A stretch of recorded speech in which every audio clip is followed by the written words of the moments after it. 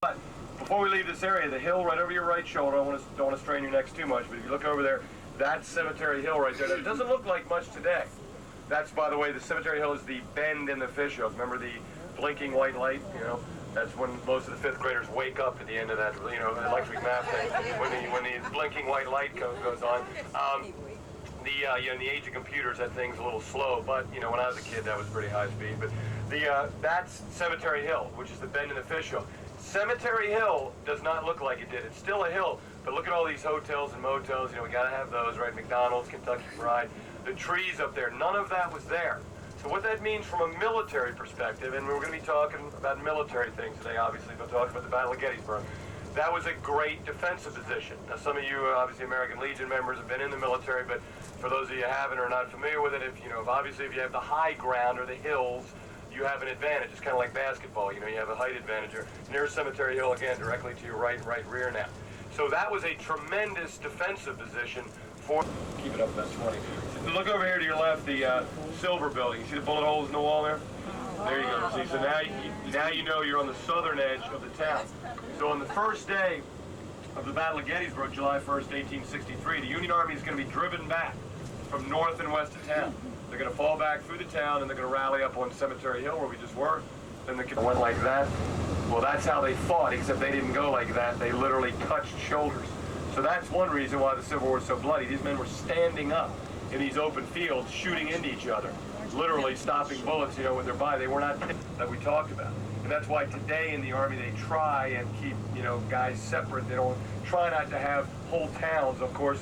For those of you who know the story of D-Day, they accidentally did that again in the 29th Division, the division I served in. They had a bunch of guys from one little town in Virginia, and those guys, almost like 30. The eternal flame.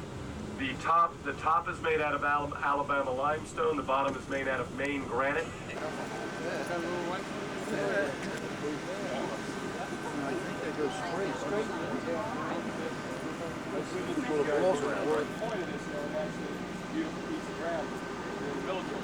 don't have to be Robert E. Lee or Napoleon or George S. Patterson. This is a good position. This is going to play a big role. One first day's battle. Before I get into the first day's battle, let me explain today's fight. Now, I know you're like, wait a minute, like you said that the Union won this battle. They did, but not on the first day. On the first day, the Confederate Army will sweep the field and push the Union Army back to Cemetery Hill. Okay? And they're going to, as I'm going to explain later, they're going to miss a great opportunity, as some say, on that first day. Why did the Confederates win? Our intersection here. So. Of course, we're in a bus, so you know what Napoleon said, God favors the big buses, too. You know, that's what I do that on purpose to wake you up there. But anyway, over to the straight ahead, notice where the tower is. That's Cemetery Hill. Culp's Hill, the barb of the fishhook, is to the right of the white church steeple you see right there. So you can see, you're beginning to see that. So the Union Army, you can kind of see right from here everything. Buford holds out over there for 2 hours. Reynolds' infantry, although he's dead, holds out here. And then the Union Army, though, is finally defeated and falls back to that high ground south of town. Look at all those trees, though, on Cemetery Hill. There were no trees on Cemetery Hill, so that was a good artillery position, artillery platform, you might call it, during the battle. By the way, the park only owns about 3,800 of the 7,000 acres on this battlefield. So you'll notice, again, to become a guide, you have to take a written test and an oral examination. And if you pass, then you can become a guide and not have a real job like me. So my mother always says, when are you going to get a real job? But anyway, take a left there. Oh, okay, I'm sorry. All right, now, again, notice the 14th Brooklyn monument right there. It's one of my favorites. But notice the way that man was standing. Standing up, loading his musket. 9-step loading process. You know, again, very hazardous by the French, because the French were the most victorious army at that time. We didn't see the Germans as the Germans didn't win a war until 1870. There wasn't even a Germany until 1871. We just fought the British, so we weren't going to copy them. They were like, ooh, the British. So we copied the French because Napoleon had ruled Europe from 1796 to 1850. And this was Napoleon's forte right here. Cannons. He would line his cannons up, Napoleon, and he would point at one part of the enemy line. He would blow a hole in the enemy lines. Then he would send that French infantry shoulder to shoulder, touching shoulders, flags flying, you know, drums beating, very glorious looking type of warfare, into the gaps in the enemy lines that the artillery had blown. And this worked. And Napoleon did it better than anybody. And it took all of Europe 20 years. When we beat Hitler, what, 6 years or so? U.S. 4 years. Napoleon, it took 20 years, okay? And they all had to get, and he almost won at Waterloo, and if he had, well, we might all be parley-booing Francing right now, right? Oh, Where they go? North Carolina. Run right in. Longstreet's arguing, saying, I don't want to attack. Lee's saying, hey, I'm going to tell you more about Lee later. Lee is saying, General Longstreet, the enemy is there. It's there, we're going to strike it. And you're going to lead the attack. So Lee's plan is very simple. Of course, since the beginning of time, you always want to hit an enemy in the flank. Gettysburg, and the loser in the Civil War, yet, maybe the most beloved commander in American military history.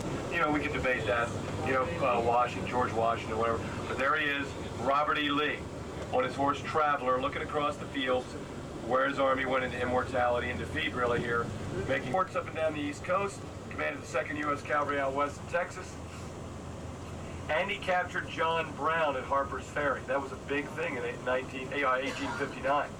One of the things that helped bring on the Civil War. So the bottom line, folks, is at the beginning of the war is that Lee was the man. He was the guy that you wanted to command what? The U.S. Army or the army that he was in. But he turned it down. He said, I cannot lift my sword except in defense of my native state of Virginia. That's what he did for the last 4 years of his life. He was the president there. He accepted the presidency with no salary. He also did not give interviews and never wrote his memoirs. Now, you know how generals, politicians... You're awash in a sea of fifth graders.